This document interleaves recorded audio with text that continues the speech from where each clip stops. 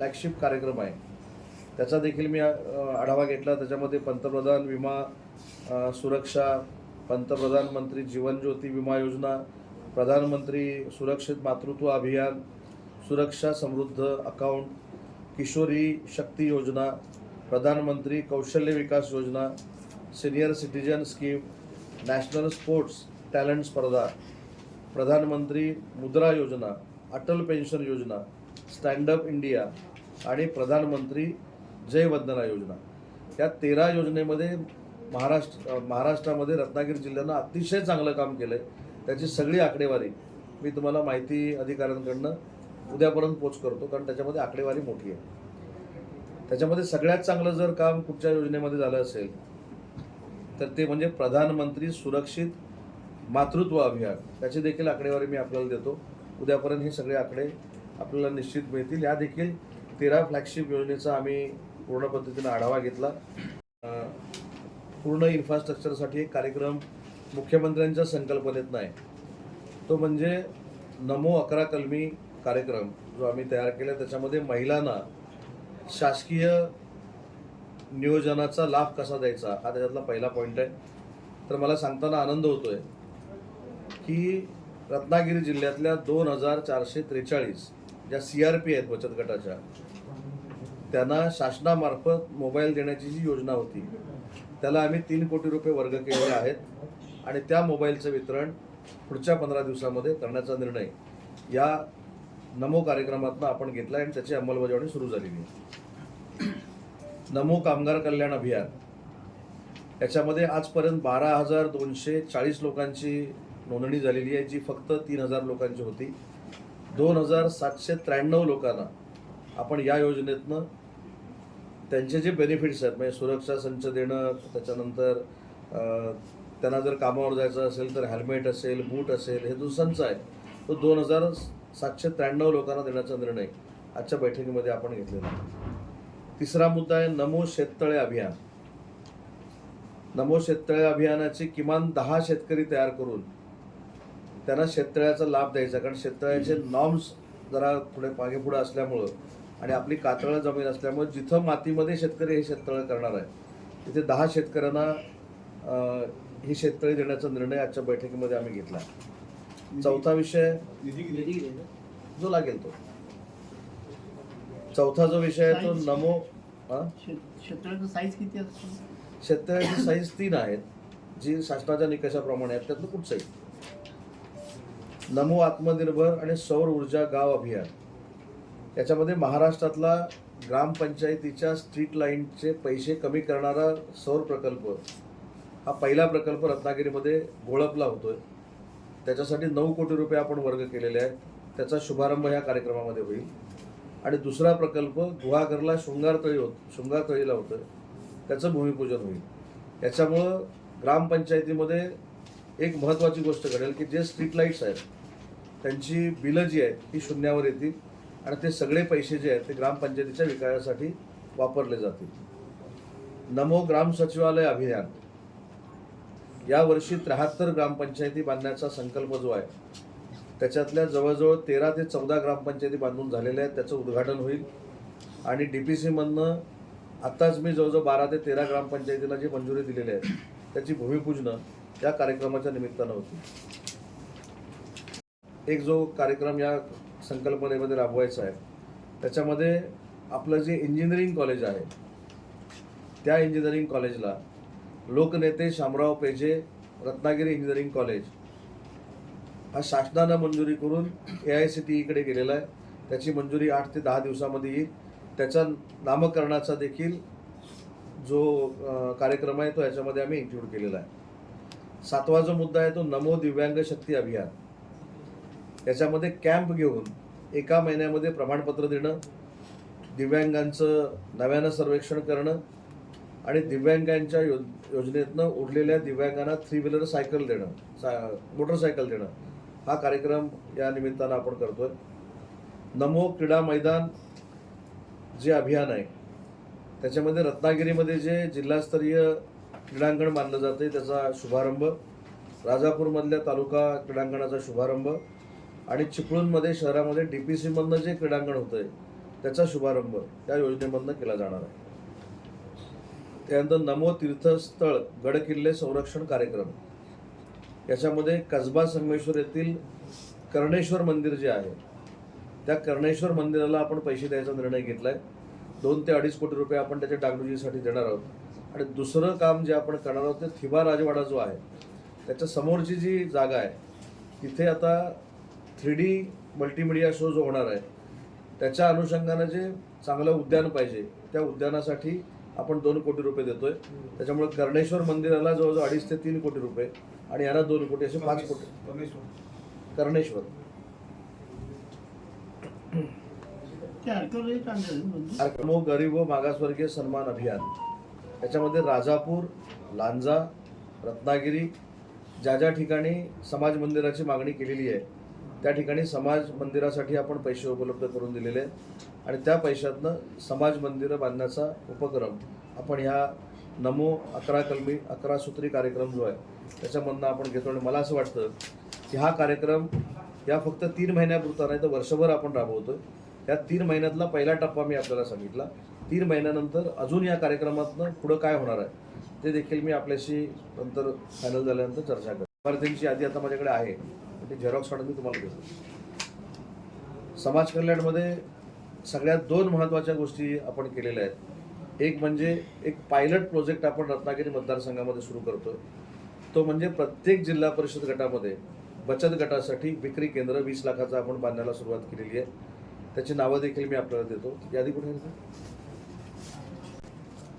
Training centre महिलांसाठी महिला व बालविकासमधनं करतोय. त्याच्यासाठी 2 ते 2.5 कोटी रुपये आपण खर्च करतोय.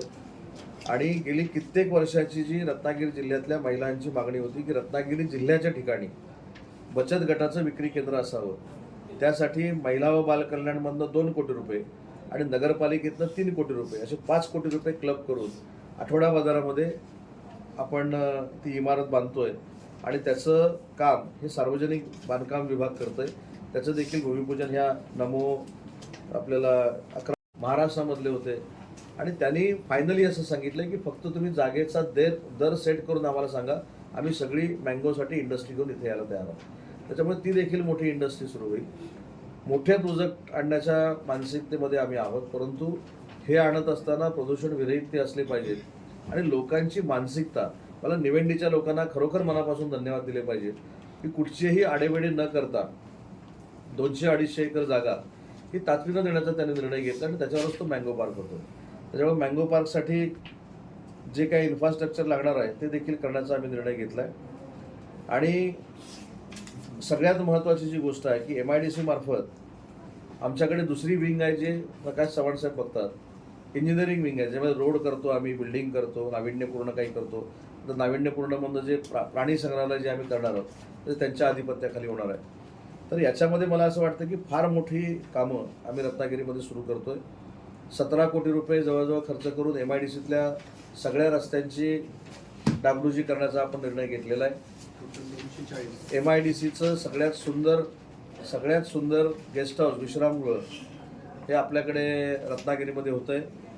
आपल्याकडे पूर्वीपासून असलेलं MIDCचं जे गेस्ट हाऊस आहे ते गेस्ट हाऊस देखील नूतनीकरण होते. ते देखील लोकार्पण कधी पण होईल? नाही, जुनं जानेवारीला होईल, नवीन आचारसंहितेच्या अगोदर होईल. तर हे दोन्ही प्रकल्प या ठिकाणी होत आहेत. नॅशनल हायवेला पाली, जिथं माझं गाव आहे तिथं आम्ही काही जमीन MIDCला देण्याचा निर्णय घेतला आहे. तिथं देखील चांगलं एक विश्रामगृह होतं आहे. निवळी घाटाची जी पाईपलाईन आहे त्याला देखील आम्ही आता नावं वाचत नाही, जवळजवळ मँगो पार्क, मरीन पार्क, सगळे रस्ते, पाईपलाईन असं सगळं धरून जवळजवळ 300-350 कोटी रुपयाची कामं ही रत्नागिरी जिल्ह्यामध्ये MIDCच्या मार्फत होत आहेत. आणि सगळ्यात मोठा जो भाग, आपली कायमस्वरूपी जी शंका होती ती शंका MIDCनं दूर केली, ती म्हणजे रत्नागिरीचं ST स्टँड. रत्नागिरीच्या ST स्टँडला MIDCकडनं 23 कोटी रुपये द्यायचा निर्णय आम्ही घेतलेला आहे. ते निविदा स्तरावर आहे आणि निविदा झाल्यानंतर तात्काळ ते काम रत्नागिरीच्या, मी तुम्हाला रत्नागिरीतली फक्त कामं वाचून दाखवतो. 5 कोटी 82 लाख विभागीय कार्यालयाची दुरुस्ती 3 कोटी रुपये, TRP मधले इमारतीचं नूतनीकरण 5.5 कोटी रुपये, महामंडळाचं जे विश्रामगृह आहे मोक्याच्या ठिकाणी जे पडायला आलंय त्याच्यासाठी नूतनीकरणासाठी 1,18,00,000 रुपये, रत्नागिरी येथील रहाटा घराचं पूर्ण नूतनीकरण 2,04,00,000 रुपये, कार्यशाळा नूतनीकरण 3,67,00,000 रुपये, संगमेश्वर मुख्य इमारत बांधणे बसस्थानक बांधणे 3 कोटी रुपये, मालगुंड 12,00,000 रुपये म्हणजे मेंटेनन्स आहे फक्त. त्याच्यानंतर खंडाळा ते निवारा शेड 13,00,000 रुपये, पावस येथील बसस्थानकाचं नूतनीकरण 1,52,00,000 रुपये, गणपतीपुळे येथील 31,00,000 रुपये, पालीचं मी तुम्हाला सांगितलं 3.5 कोटी रुपये आणि रत्नागिरी येथे महाराष्ट्रातलं पहिलं उद्योग भवन हे जवळजवळ 37 कोटी रुपये. अशा पद्धतीची कामं ही रत्नागिरी मतदारसंघातली आहे आणि मतदारसंघातली सोडून जी बाकीची बसस्थानकं आहेत त्याला जवळजवळ 50 कोटी रुपये दिलेले आहेत. हे आपण कशातनं दिले तर ST महामंडळाला बसस्थानकाच्या नूतनीकरणासाठी आणि काँक्रिटीकरणासाठी जे 500 कोटी रुपये दिले त्याच्यातले 80 कोटी रुपये माननीय एकनाथ शिंदे साहेबांनी रत्नागिरी जिल्ह्याला द्यायचा निर्णय घेतला आणि ती सगळी कामं MIDC मार्फत होते.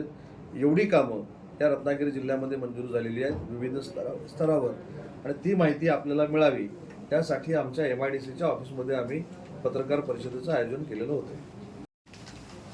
प्लॉट रत्नागिरी आणि सिंधुदुर्ग जिल्ह्यातले 4,039 प्लॉटपैकी माझ्या अंदाज चुकणार नाही 4,069 प्लॉटपैकी 276 प्लॉट जे आहेत हे अनेक वर्षापासून काही उद्योजकांकडे पडून आहे.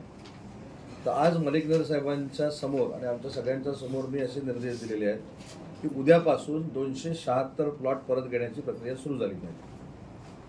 हे प्लॉट घ्यायचे आणि तसेच ठेवायचे त्याला काय अर्थ नाही. ज्यांचं जेन्युइन कारण होतं त्यांना आपण मुदत दिलेली होती नवे संजीवनी योजना. आता आपण या बोर्डामध्ये पण 1-2 महिन्याचा आपण कालावधी दिला आहे. पण या दोन्ही स्कीममध्ये जे प्लॉट धारक बसत नाहीत त्यांचे आम्ही ते काढून घेणार आणि नवीन उद्योजकांना देण्याचा निर्णय 276 प्लॉटचा हा घेतलेला आहे. आणि मध्ये एक मला जो प्रश्न विचारला होता मी त्याची थोडी माहिती आपल्याला देतो की काय होतं की आपण अनेक लोकांवर विश्वास ठेवून काही बातम्या बनवत असतो आणि मला त्यावेळी कोणीतरी विचारलं होतं की रत्नागिरीच्या MIDCतले 60% उद्योग बंद आहेत. तर त्या दिवशी मी निर्णय घेतला की प्रत्येक RO ऑफिसमध्ये गेलं पाहिजे. रत्नागिरीची परिस्थिती आपल्याला मी सांगतो. आपल्याकडे MIDCचं क्षेत्र आहे 3,133 हेक्टर. त्याच्यामध्ये पाडलेले जे भूखंड आहेत ते 4,069 बरोबर आहे. त्याच्यापैकी 2,140 हे उद्योगासाठी दिलेले आहेत. 478 हे व्यापारी म्हणून दिलेले आहेत आणि 262 हे निवासी म्हणून दिलेले आहेत. शिल्लक 4,069 पैकी फक्त 713 राहिलेले आहेत.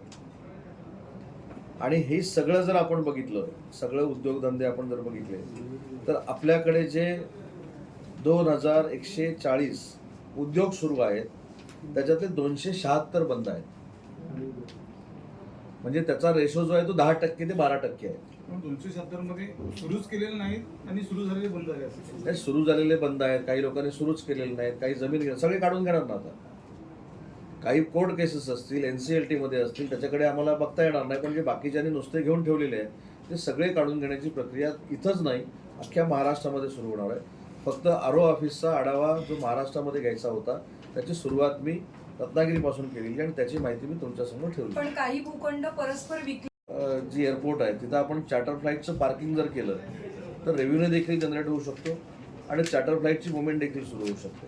आता मी स्वतः स्टार अलायन्सशी बोललो, मी स्वतः एअर अलायन्सशी बोललो, सगळे यायला तयार आहेत. पण त्याच्या ज्या कंडिशन आहेत सेंट्रल गव्हर्नमेंटच्या त्या पूर्ण झाल्या पाहिजे. सर 2024ला रत्नागिरीकरांना पालकमंत्री म्हणून विमान सिग्नल बिल्डिंगची टेक्नॉलॉजी पण जी आहे ती अशी भिंतींची आणि नाही आहे, ती फॅब्रिकेशन वर्क आहे. ते देखील लवकर होईल. अपेक्षित कधी आहे किती वर्ष वाटतं हे सगळे कंडिशन केंद्र सरकारच्या सर्वसामान्य प्रवासी जाऊ शकतील अशी परिस्थिती वर्षभरात जाऊ शकतो. म्हणजे 2024 हे त्यावेळी जिद्दीनं आम्ही सुरू केलं. तीच जिद्द आता मी इकडे वापरतोय. हे पण देखील वर्षभरामध्ये सुरू होईल.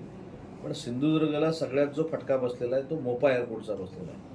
कारण मोपा एअरपोर्ट हे सिंधुदुर्गापासून कुडाळपासून नॅशनल हायवेनं जर केलं तर अर्ध्या तासावर पाऊण तासावर आहे आणि हे इंटेरियरला असल्यामुळे थोडी अडचण होते. पण जर चांगली फ्लाईट सुरू झाली आणि तिथं मोठी म्हणजे 60 सीटर 70 सीटर जे आता चालू आहे तेच होणार आहे. जर मुंबई रत्नागिरी